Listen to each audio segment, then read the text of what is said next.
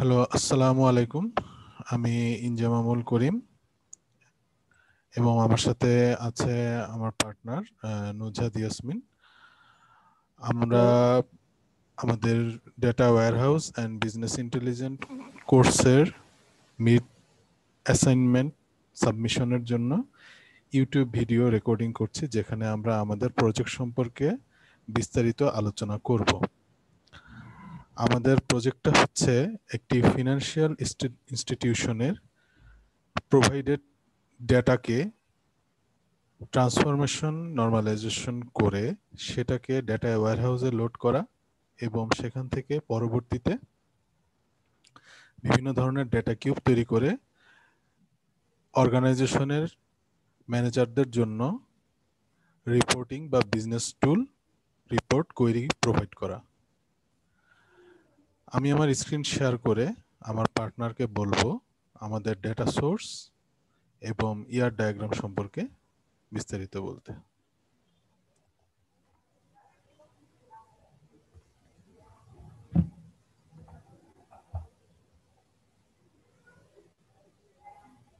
নুজাত, আপনি শুরু হ্যাঁ, করেন। আমি কন্টিনিউ করছি।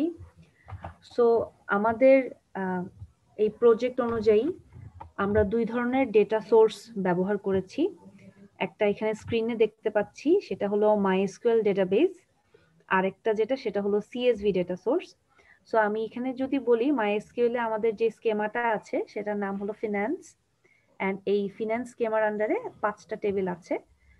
That is accounts, then CIS customer, then country, district and division.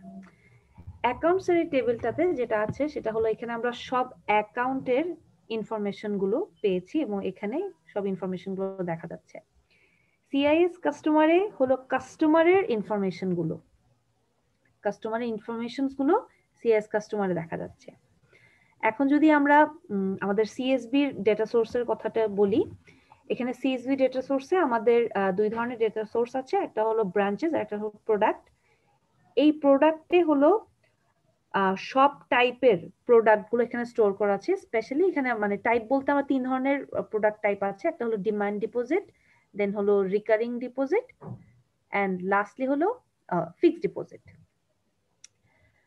So এখন আমরা চলে যাচ্ছি, আমাদের এই কোর্সের যেহেতু মূল গোলটা হলো ডেটাগুলোকে নরমালাইজ করে ডেটা মডেল তৈরি করা। সো আমরা এখানে ইয়ার ডেটা মডেলটা তৈরি করেছি এরউইন ডাটা মডেল টুলের মাধ্যমে।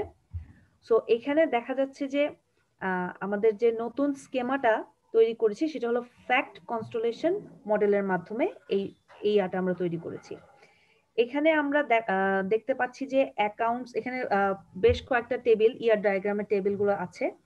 তার মধ্যে যেমন অ্যাকাউন্টস আছে, close account, customer, customer type, product type. Product টাইপের মধ্যে 3 ধরনের প্রোডাক্ট গুলো এখানে টেবিলিং করা হয়েছে, demand product, fixed product and recurring product. Then বাদ বাকি যে branches, country, division, deposit, district and upazila, এই কয়েক ভাগে ফুল আমরা ইয়ার ডায়াগ্রামটা এই টেবিলগুলোর মাধ্যমে সাজিয়েছি। এখানে অ্যাকাউন্টসে দেখা যাচ্ছে অ্যাকাউন্টস টেবিলটাকে 2 ভাগে ভাগ করা হয়েছে। একটা হলো অ্যাকাউন্টস আর একটা হলো যেখানে হলো সব অ্যাক্টিভ অ্যাকাউন্ট গুলো ইনফরমেশন গুলো আছে। দেন হলো ক্লোজড অ্যাকাউন্ট। ক্লোজড অ্যাকাউন্টে যে অ্যাকাউন্টগুলো ক্লোজ হয়ে গেছে, আর্কাইভে আছে যেগুলো, সেগুলো এখানে সব যে product type, opening date, closing date, ওই অনুযায়ী এখানে সবকিছু স্ট্যাক করা আছে। প্রোডাক্ট টেবিলটাকে 3টা টেবিলে ভাগ করা হয়েছে। এখানে দেখা যাচ্ছে ডিমান্ড, ফিক্সড এন্ড রিকারিং।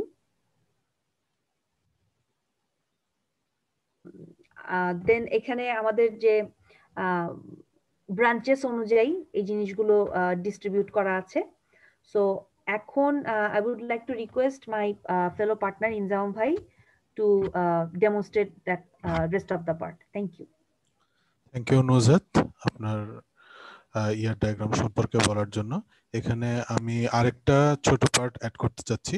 সেটা হচ্ছে আমরা নর্মালাইজেশন করে টেবিলগুলোকে এমনভাবে ডিজাইন করেছি যাতে কেউ আমাদেরকে যদি একটা বটম আপ অ্যাপ্রোচ বলা যেতে পারে।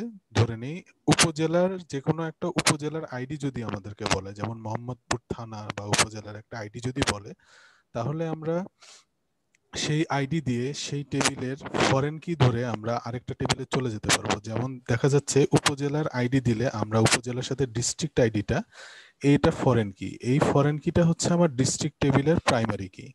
একইভাবে ডিস্ট্রিক্ট টেবিলের যে ফরেন কি ডিভিশন আইডি, সেটা হচ্ছে ডিভিশন টেবিলের প্রাইমারি প্রাইমারি আইডি। একইভাবে ডিভিশন টেবিলের যে কান্ট্রি আইডি ফরেন কি যেটা, সেটা হচ্ছে কান্ট্রি টেবিলের প্রাইমারি কি। অর্থাৎ আমরা একটা ডাটা জানা থাকলে বটম আপ অ্যাপ্রোচে সবগুলো ডাটা পেয়ে যাব। একইভাবে প্রোডাক্টের ডিজাইনটাও সেম ভাবে এবং কাস্টমারের ডিজাইনটাও সেম ভাবে, এবং সবগুলো টেবিলের প্রাইমারি আইডি গুলো আমাদের ফ্যাক্ট কনস্টেলেশনের যে মেইন টেবিল দুটো অ্যাকাউন্টস এবং ক্লোজ অ্যাকাউন্টস, তার মধ্যে আমরা প্রাইমারি আইডি গুলো স্টোর করেছি, যাতে একটা টেবিল থেকে কোয়েরি করলে আমরা সব ধরনের রিপোর্ট জেনারেট করে দিতে পারবো। যেমন অ্যাকাউন্টস টেবিলে আমরা country ID, division ID, district, upazila ID, product ID সব পাচ্ছি এবং ব্রাঞ্চ আইডিও পাচ্ছি। ক্লোজ অ্যাকাউন্ট টেবিলেও product type, product ID, customer ID, country ID, division ID, district ID, upazila ID সব পাচ্ছি। বেসিক্যালি এটাই হচ্ছে আমাদের পোস্ট জিআরই এসকিউএল ডেটাবেজে যে ইয়ার ডায়াগ্রামটা আমরা তৈরি করেছি, সেটা দিয়ে আমরা এখন স্কিমাটা ডিজাইন করব। তো এর পরের ধাপ হচ্ছে আমাদের ইটিএল, অর্থাৎ এক্সট্রাকশন, ট্রান্সফরমেশন এবং লোডিং। তো এটা করার জন্য আমরা ইউজ করেছি talent open studio. Talent open স্টুডিওতে আমাদের কাছে আমরা যেটা তৈরি করেছি, একটা জব তৈরি করেছি ফিনান্স নামে, এবং সেই ফিনান্স জবে আমরা ইনপুটগুলো নিয়েছি, এই যে database input, file delimiter input অর্থাৎ CSV file input, CSV file input. এখানে একটা জব তৈরি করা হয়েছে, সেই জব থেকে আমরা পোস্ট জিআরই এসকিউএল ডেটাবেজে আউটপুটগুলো দিয়েছি, অর্থাৎ ডেটা লোড করেছি। তো আমরা যদি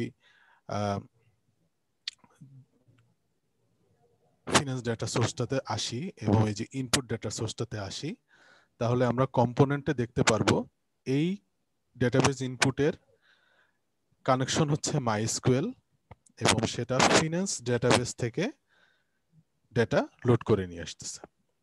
এই ইনপুট ফাইলে যদি আমরা যাই, তাহলে আমরা দেখব সেটা আমাদের লোকাল কম্পিউটারের যে সিএসভি ফাইলটা, সেটাকে রিড করে নিয়ে আসছে। আউটপুটে যদি আমরা যাই, তাহলে আউটপুটটা দেখব আমরা একটা পোস্ট জিআরই এসকিউএল ডেটাবেস, যার স্কিমা দেওয়া আছে, এবং সেটা হচ্ছে আমাদের এই যে পোস্ট জিআরই এসকিউএল, যেখানে আমরা ইনস্টিটিউট নামে একটা স্কিমা তৈরি করেছি, এবং সেখানে টেবিলগুলো আমরা তৈরি করেছি, যে টেবিলগুলোতে এখন কোনো প্রকার ডেটা নেই। আমরা যদি ভিউ অথবা এডিট ডেটাতে যাই, তাহলে আমরা দেখব যে নো ডাটা আউটপুট, এখানে কোনো ধরনের ডেটা নেই। আমরা ইটিএল প্রসেস চালানোর মাধ্যমে এই পোস্ট জিআরই এসকিউএল-এ ডেটাগুলো লোড করব মাইএসকিউএল ডেটাবেস এবং সিএসভি ফাইল থেকে। আমরা যদি আবার ট্যালেন্ট স্টুডিওতে যাই, তো এই মাইএসকিউএল ইনপুট এবং সিএসভি ফাইল ইনপুট থেকে পোস্ট জিআরই এসকিউএল ডেটাবেসের আউটপুটে ডেটা আমরা কিভাবে লোড করব, সেটার জন্য আমাদের দরকার একটা ম্যাপার। এই ম্যাপারে যদি আমরা যাই, সেই ম্যাপারে গেলে আমরা দেখতে পাবো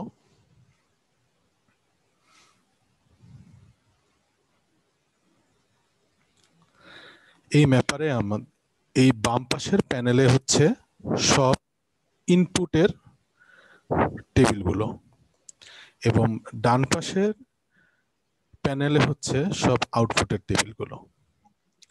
আমরা বাম পাশের ইনপুট টেবিলগুলোর আইডির সাথে ডান পাশের টেবিলগুলোর যে আইডিগুলো মিলে, সেগুলো ম্যাপ করে দিয়েছি, এই যে অ্যারো চিহ্নগুলো দিয়ে বোঝা যাচ্ছে। এবং আমাদের ইনপুট টেবিলগুলোতেও আমরা কোনটা প্রাইমারি কি, কার সাথে ম্যাচ করবে, কার সাথে ইনার জয়েন করে ডেটাগুলো ডান পাশে অর্থাৎ পোস্ট জিআরই এসকিউএল-এ লোড হবে, সেটাও বলে দিয়েছি, কার সাথে ইনার জয়েন হবে, কার সাথে ইউনিক ম্যাচ হবে। এটা হচ্ছে আমার নরমালাইজেশনের জন্য দরকার।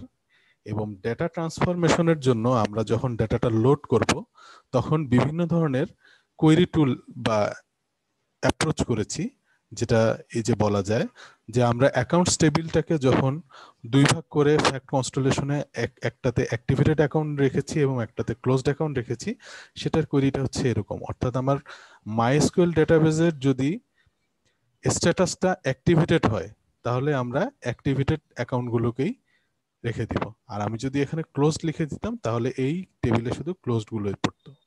এভাবে আমাদের আউটপুট টেবিলগুলোতে আমরা অনেক ধরনের ট্রান্সফরমেশন করেছি, যেমন এখানেও এক ধরনের ট্রান্সফরমেশন করেছি, এখানেও আমরা এক ধরনের ট্রান্সফরমেশন করেছি, বিভিন্ন জায়গায় আমরা এরকম ট্রান্সফরমেশন করেছি। তো এটা গেল আমার নর্মালাইজেশন এবং ট্রান্সফরমেশন। এগুলো পুরো সবগুলো ম্যাপ করার পরে এখন আমাদেরকে লোড করতে হবে। ইটিএল প্রসেসের শেষ। তো আমরা যেহেতু জবটা তৈরি করে ফেলেছি, ইনপুট ম্যাপ করেছি, ফাইলগুলো ম্যাপ করেছি, আউটপুট ম্যাপ করেছি এবং জবটার নর্মালাইজেশন এবং ট্রান্সফরমেশনের রুলগুলো অ্যাপ্লাই করেছি, এখন আমরা জবটা রান করব। এর আগে আমরা দেখে এসেছি আমাদের পোস্টজিআরএসকিউএল ডেটাবেজে কোনো ডেটা নেই। আমরা যদি এখন জবটা রান করি, জবটা বিল্ড হচ্ছে, অপারেশন ইন প্রোগ্রেস, জবটা স্টার্ট হয়েছে, কানেক্টেড হয়েছে ডাটাবেজের সাথে, দুই ধরনের ডাটাবেজের সাথে, এবং জব ফিন্যান্স এন্ড হয়েছে। এখানে আমরা দেখতে পাচ্ছি যে এই টেবিলগুলো থেকে, এই যেমন এই রো, এই সিএসবি থেকে 9টা রো রিড হয়েছে, এখান থেকে যেটাগুলো বোঝা যাচ্ছে না, কিন্তু এখানে দেখা যাচ্ছে যে 149টা রো এখানে এক্সট্রাক্ট হয়েছে, 212 এরকম এক্সট্রাক্ট হয়েছে। তো এই জন্য ডিটেল দেখার জন্য আমরা যদি আমাদের পোস্টজিআরএসকিউএল ডেটাবেজে যাই, অ্যাকাউন্টস টেবিলটা আমরা আবার লোড দেই, ভিউ এডিট ডাটা অল রোজ,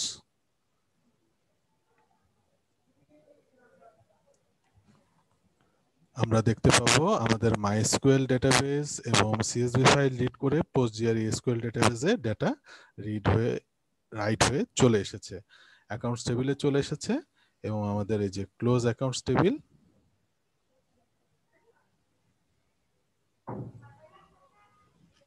এটাতেও ডেটা চলে এসেছে, এবং আমাদের কাস্টমার টাইপ টেবিল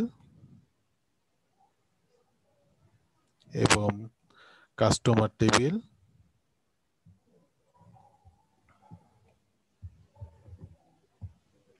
সবগুলোতেই ডেটা চলে এসেছে। অর্থাৎ আমাদের ইটিএল প্রসেস সাকসেসফুলি এক্সিকিউট হয়েছে। এখন আমরা আমাদের এই ডেটাবেজের স্কিমাটার একটি ব্যাকআপ প্রসেস দেখাবো, যে ডাম্প ফাইল আমরা কিভাবে নিব। আমরা যদি ব্যাকআপ, ও তার আগে আরেকটা জিনিস দেখাই, যে আমাদের এখানে আমাদের যে ইয়ার ডায়াগ্রাম আছে, accounts, close accounts, branches, country, customer type, customer division, উপজেলা, ডিমান্ড, এই প্রোডাক্টের টেবিলগুলো আমাদের পোস্টজিআরএসকিউএল এ ঠিক সেম ভাবেই টেবিলগুলো ডিজাইন করা আছে। এই যে যেমন product type, fix product, recurring product, demand product, একইভাবে কান্ট্রি, ডিস্ট্রিক্ট, ডিভিশন, উপজেলা, এবং ফ্যাক্ট কনস্টেলেশনের মেইন যে টেবিল দুটো, অ্যাকাউন্টস, ক্লোজ অ্যাকাউন্টস, যার ডেটাগুলো আমি এইমাত্র দেখিয়েছি, ব্রাঞ্চেস সিএসবি ফাইল থেকে এসেছে, এবং কাস্টমার, কাস্টমার টাইপ। এবার আমরা আমাদের যে আলটিমেট স্কিমাটা পোস্টজিআরইতে, তার ব্যাকআপটা দেখাবো। এখানে রাইট ক্লিক করে ব্যাকআপ দিলে ব্যাকআপের একটি নাম দিতে হবে,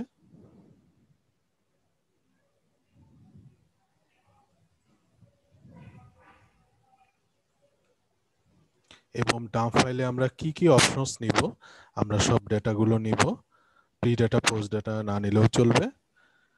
এটা নিয়ে আমরা ব্যাকআপটা দিব, ব্যাকআপ দিলে ব্যাকআপ জব ক্রিয়েট হচ্ছে এবং সাকসেসফুলি কমপ্লিটেড ব্যাকআপ নেওয়া। তো ব্যাকআপটা আমাদের কোথায় স্টোর হয়েছে সেটা যদি আমরা দেখতে চাই, ডকুমেন্টসে এই যে ইনস্টিটিউট ফাইনাল নামে একটা ডাম্প ফাইল তৈরি হয়ে গেছে। তো বেসিক্যালি আমাদের যে প্রজেক্টটা ছিল, যে আমরা একটা মাইএসকিউএল ডেটাবেস থেকে ইনপুটগুলো এক্সট্রাক্ট করব, সিএসবি ফাইল থেকে ইনপুটগুলো এক্সট্রাক্ট করব, সেটার জন্য আমরা নর্মালাইজেশন করব, ট্রান্সফরমেশন করব, এবং লোডিং প্রসেস চালাই পোস্টজিআরএসকিউএল ডেটাবেজে, ডেটা লোড করব এবং ব্যাকআপ নিব। সেই প্রসেসটা আমরা কমপ্লিটলি সাকসেসফুলি এক্সিকিউট করেছি। তো আমি ইনজামামুল করিম এবং নুজহাত, আপনি আপনার ইয়েটা বলে, আমি ইনজামামুল করিম আমার পার্ট থেকে আমার দেখানো শেষ করেছি। নুজহাত, আপনি যদি কিছু বলতে চান। না, আমার পক্ষ থেকেও আমি ডান করেছি। ধন্যবাদ ইনজাম ভাইয়া। আচ্ছা, ঠিক আছে, তাহলে আমরা আগে শেয়ারিংটা স্টপ করি এবং তারপরে থ্যাংক ইউ, সকলকে ধন্যবাদ। রেকর্ডিংটা স্টপ করছি।